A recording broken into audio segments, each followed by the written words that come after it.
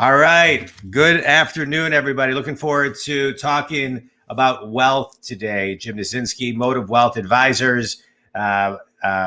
Jim, always great to co-host with you and talk about wealth and how people can build it. You are, the owner, co-founder of Motive Wealth Advisors. So always great co-hosting with you. Looking forward to having Jim Kraft. Jim, I feel like I'm talking to like a wise human being with that. It's like a Harry Potter bookshelf of like, you've got the answers to major life questions on that bookshelf. It's great to have you, Jim. And I'm looking forward to, and I know Jim Nazinski is looking forward to talking to you about what you do, which is helping people basically transition to their next job and prepare for the next phase of their life, helping people look towards how they may retire or what they want to retire from. And why I think it's so appropriate right now is with COVID, I think there's a lot of people asking themselves, is this what I really want to do? Is this the company I really want to be at? Are my values aligned with the business that I'm currently at? And what do I need to do to transition? And it's really, really hard. I remember, I'm going to be 49 this year. And I remember being 41 years old, talking to my business coach, wanting to start my business coaching business. And I was in commercial real estate, and he helped me for a year figure out how I was going to do it. Because I was still entrenched, working full time and loving what I was doing and giving it my all. But I still was building this plan B for myself because that's where my alignment was and my purpose. Mm-hmm. And it sounds like you're doing the same thing. And so welcome to the show. Tell us a little bit about you and how you got into the helping other people find their dream job. But before you do that, Jim Nazinski, you know Jim Kraft really well. Do you have anything to share? Yeah, he is Gandalf. So your introduction was right. He's a wizened guide, and it's not just transitioning to different jobs, but Jim also helps people transition to the next phase of life that sometimes is historically called retirement. And that's where I've seen Jim work and make a big difference in people's lives. So we'll get to that. Jim, let's start. How did you get to become the Gandalf that you are, helping people through? You talk about the books behind me. They're too deep of history books. There's, I don't know, maybe 1,000 books back there and 1,000 other places. They're all history books, except for those, like that shelf over there. That's 2 shelves over there are all career transition and retirement planning types of books, but everything else is all history. I have 2 degrees in history. I taught history for 13 years. And then out of the blue, I got a call from a friend of mine who was a partner at Arthur Andersen, who asked me if I wanted to quit teaching and move to Athens, Greece, and go to work for Arthur Andersen. Wow. So I did. And that, of course, changed my life. Somewhere in that process of my role at Arthur Andersen, which went on for another 13 years, I got involved in helping our employees begin to transition to their next job. That led eventually to working for Lee Hecht Harrison as a career transition coach, beginning around 2000. I had spent a few years with my own recruiting firm, but mostly what I did as a recruiter, I didn't much like that, quite honestly. I really enjoyed helping people figure out what they were going to do next and to move on to that next job. And that was a lot more interesting, a lot more fun to me. It was also in that phase. I started when I was about 45. That would have been 1995, I guess, 1993, something like that. When I was at Arthur, and started thinking about what I wanted my next phase of life to look like. And so I started planning for, that's when I stopped calling this retirement, because I wasn't planning to retire. I was planning to move into my next phase of life. Mm-hmm. And I didn't know quite what that was going to be, but what I did know is that it was going to include history. And then eventually I came to realize that it also had to include working with people in this whole career transition and life transition kind of activity. And that's really the direction my life has headed since, for the last 20 years anyhow. Do you emphasize more today those transitioning careers or those transitioning into the next phase, historically called retirement?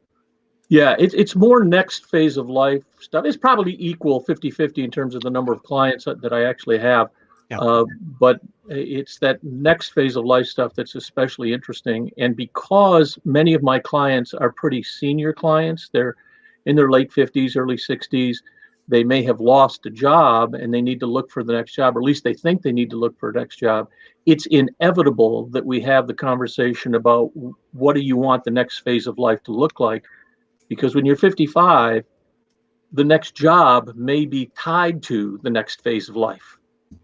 And I think it's prudent for people to, certainly as they move into the mid 50s, late 50s, to be thinking about what they want that next phase of life to look like, because it should not be any longer. People should not be simply considering traditional retirement. I think that's a bad idea. Why? Well, the idea of retirement was an invention of Otto von Bismarck in 1882 in Germany. Wow. You can drop the mic. The fact that you knew that's great. I love that. Well, but the point is, in Germany, they developed a retirement program for workers in Germany. A direct consequence of the growing prosperity as a result of the Industrial Revolution, and people could afford to retire. But Bismarck set the retirement age at 65 when life expectancy in Germany at the time was 43. Right. We still have a retirement age of 65. Well, it's moved to 66. Ours was created in 1935 with the Social Security Act when life expectancy was 63. Yeah. Jim, when you do planning for people now, yeah. How long do you tell them to plan to live? Yeah. Most current tables have an adult male having a 30% chance of living to 92, and an adult female of average health and average family history living to 94, 30% chance. There's a even higher chance that one of the two of them will live to 95. So we tend to plan toward 95 or even 100. Yeah. Let me just say this. My wife's grandmother will be 96 in May. Yep. And she's awesome. Yeah. Yeah. So it's for that reason that the old idea of retirement is completely invalid. Yeah. It was probably never a good idea, but in a world today where life expectancy has moved way beyond what it had been, and not only will people live longer, they'll live longer more healthily. Yeah. I mean, I'm 72, right? And in a month, I'm going to be taking a 50-mile walk into the jungle to see some Mayan ruins.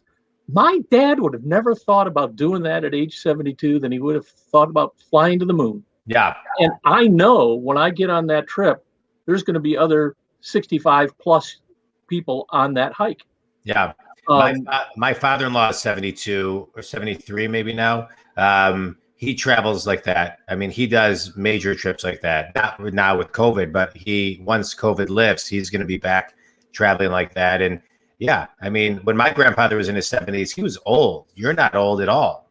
Right. Yeah. Nor is my father-in-law. Yeah. And it's not just life expectancy, it's being healthy. Yes. And also the whole idea of having a completely different vision for what we want out of life. Right. Yeah.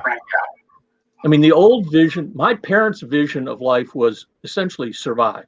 That's the goal. And I think it's my generation, the boomer generation, is the first generation to move beyond that. I love it. Maslow's hierarchies, right? Yeah. Jim, and I just want to underscore, you're making this great point that retirement used to be a year because you didn't live long, and now it's 30 years, 3 decades. Yes. But it's also when we get off the path of having purpose and mission and meaning, and we have somewhere we have to be, and we're trying to accomplish something, it's scientifically proven. Health, well-being, happiness all go right down the drain. So it's not just how long it lasts. It's also the fact that it is not sustainable, as I've heard you say, to take what you did Saturday morning and do that now 7 days a week. For 30 years. That's a really bad plan. I couldn't do it. I could never retire. So I have a question for you. I want to dive into, some of the things and why people use you, but I want to rewind a little bit and talk about the mentors in your life that have, come into your life and really made a difference. And I think that's a lot of what life is all about, right? You know, coming across certain people and mentors that send you on a journey. In this case, one of your journeys started by going to Greece and leaving your teaching career. Right. I think sometimes people don't take risks. People don't get out of their comfort zone. And I recognize people have families and limitations here and there, but I'm talking kind of outside of that, right? Just getting people to think a little bit broader, you know, about all of the mentors and guides that come their way that they may ignore, so they don't get to pick up on this opportunity. And so how were you able to really listen and execute and act on something that changed the whole course of your life? Well, you know, personally, I think it was, you know, my experience at Arthur Andersen was especially important because I got into an environment where I was pretty successful, but I had 2 degrees in history. I didn't belong at Arthur Andersen. I was really an outlier. And so it really forced me to really consider what direction my career, my life was heading. Mm-hmm. Now, interestingly, I guess I'd actually crossed that bridge back when I was in college too, because I started off trying to be an engineer. And, you know, after a year, it turns out that my favorite class when I went to Lawrence Tech in 1967 or 67, I guess, was history. It was a history class, you know, that I had to take. And I just made the decision that I had to go after what was really interesting to me. And frankly, the choice to go to Arthur Andersen was because it was going to be in Athens, Greece. I'm a historian. If they'd offered me a job in, you know, New Jersey, I wouldn't have taken it. Right. You know, as it turns out, I didn't stay in Greece that long, and I wound up coming back to Detroit and spent almost my entire career with Arthur at Detroit. But that wasn't the intention, and I wouldn't have taken it without that passion for history in going to Greece. So, go ahead. Finish your thought, Jim. No, I was just going to say that in some ways I'm lucky in that I have had this passion for history my whole life.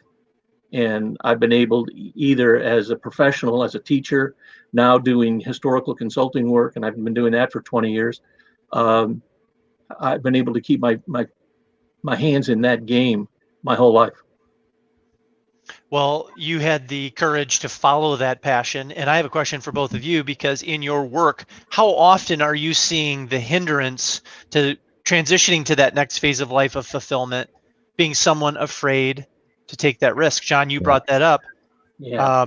Jim, in the clients over years and years and years, whether it's changing jobs or deciding a vision for retirement, how often do you see that being the primary headwind? It is, in my experience, a huge factor. I think whenever somebody gets to this point where you start thinking about what are you going to do with your life, it's something that people can make that decision on every day. But when you get to a point like losing a job or graduating from college or getting a divorce or getting remarried or whatever, certainly when you retire, you have essentially 3 options to choose from. The first is essentially continue doing whatever it is that you have been doing. So it's that idea of, on Saturdays, I used to go golfing. So for the next 30 years, every day I'm going to go golfing. That's the linear path. You keep doing whatever it is that you have been doing. It's basically inertia. There's nothing wrong with that. Fundamentally, I mean, you've been doing whatever you've been doing for good and solid reasons. But for most people, the only thing they think about is continuing what they have been doing. The second thing that happens, that in fact, it's surprising how many clients will actually bring this up, that, oh, something will come up. And they'll go, they expect that when they retire, they'll go do something new, but they don't know what that is. That's what I would call the dumb luck option. Yeah. I mean, quite honestly, it's how I wound up at Arthur. I didn't plan that. It was just complete dumb luck. Yeah. I don't know if I believe that. I don't believe in dumb luck. I believe in, you know, you put yourself in the right place. Everything happens at the right time.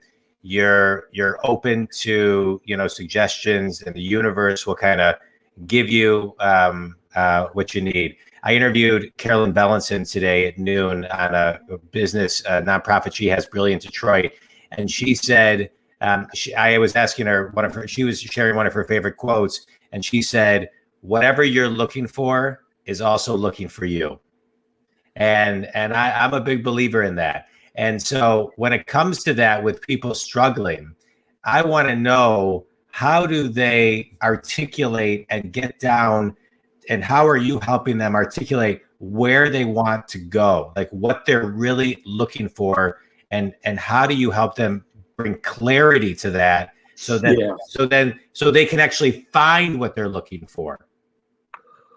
Yeah, there is, I think, a real process to doing this. It's not terribly complicated conceptually. It's more difficult to do, as is typically the case. But essentially, I look at this as that all of life, everything about life is about performing tasks in some kind of environment. You do something and you do it in some kind of environment. I mean, you could go out in the backyard and cut the grass, or you could get a job cutting grass at Augusta National. You can be flipping burgers on your grill, or you can be, tossing shrimp on a Barbie in Australia. You're doing something and you're doing it in some kind of environment. The thing is that as you move into the next phase of life, or as you think about the career you want to move into, the idea is, what you obviously should be doing is thinking about doing the kinds of things that are personally rewarding to you in an environment that is rewarding to you. Yeah. So that gets to the next step. I would argue that when somebody, for example, performs a task that they enjoy, it's really not because they enjoy the task. It's because they're using assets that are important to them to perform that task.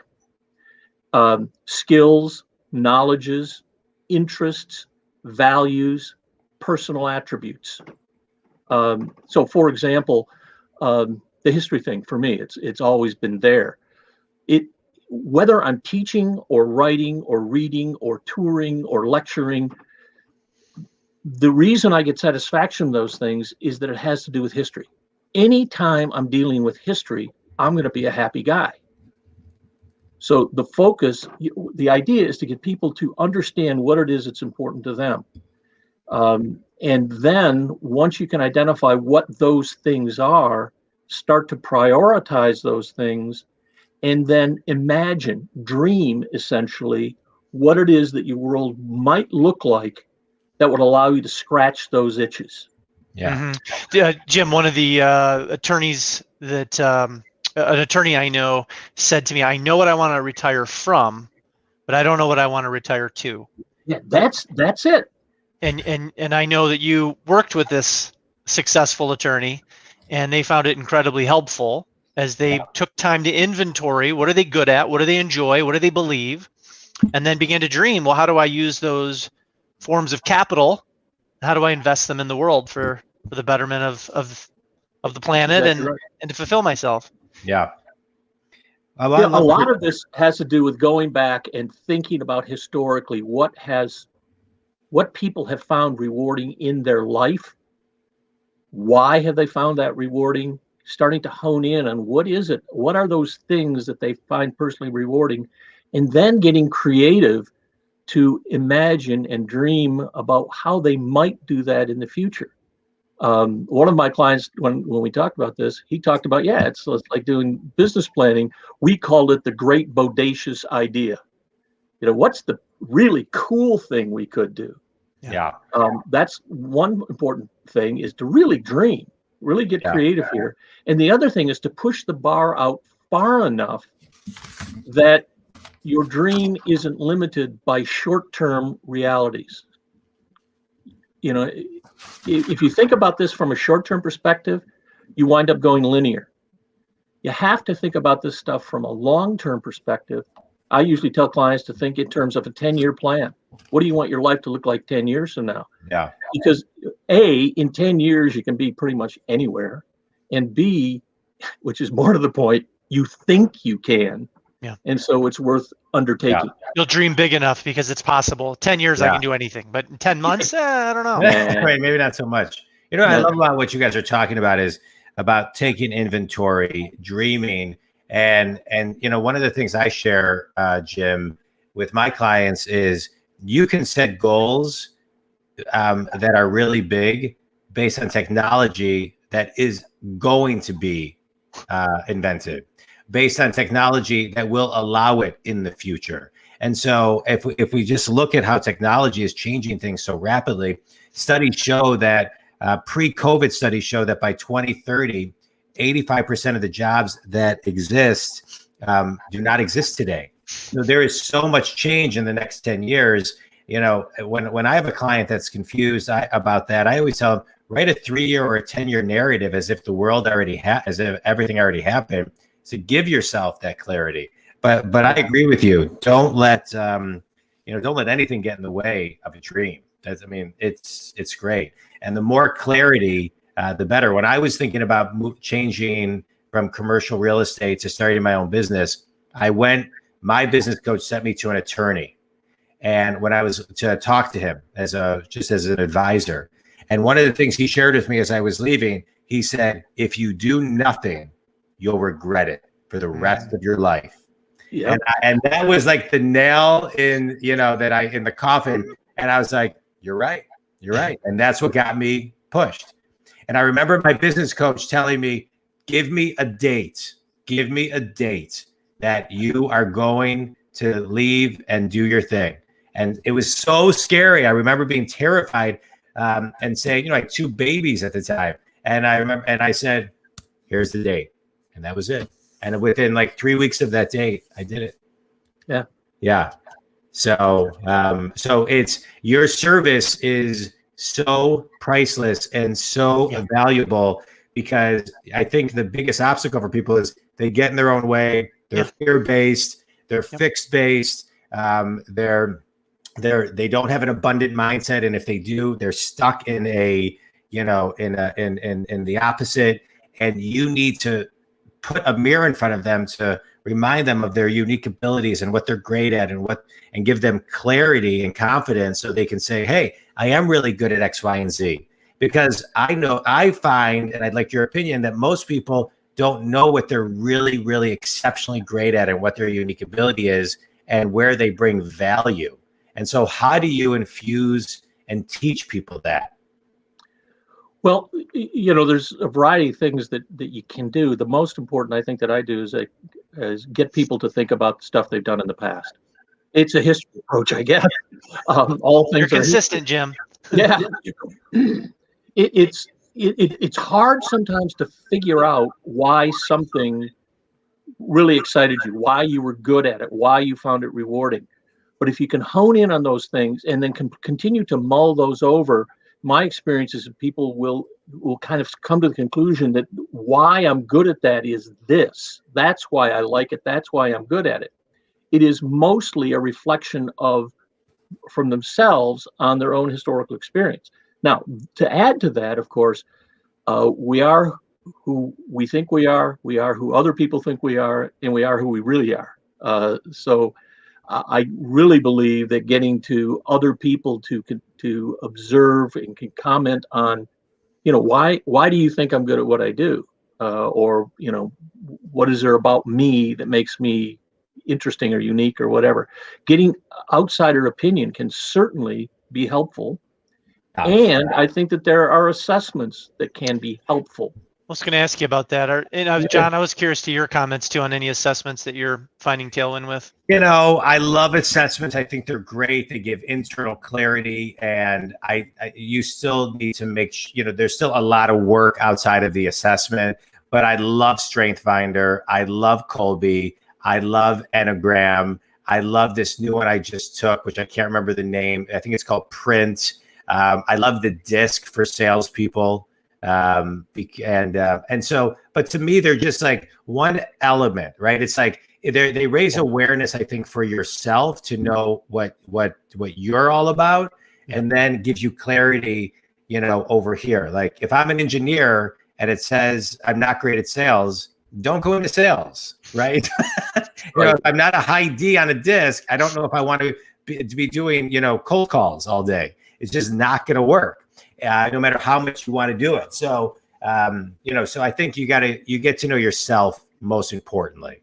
And and if you're the right manager, if you're the right manager of people, then you know how to customize the results and help the individuals at a company thrive by staying in their strengths versus like trying to like help them with things that are like, low on the list.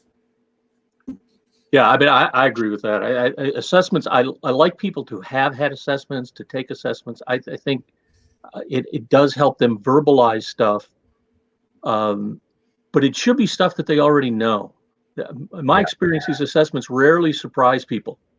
And the more they do this analysis, their self-analysis of things going back to even when they were kids, to kind of sort some of this stuff out.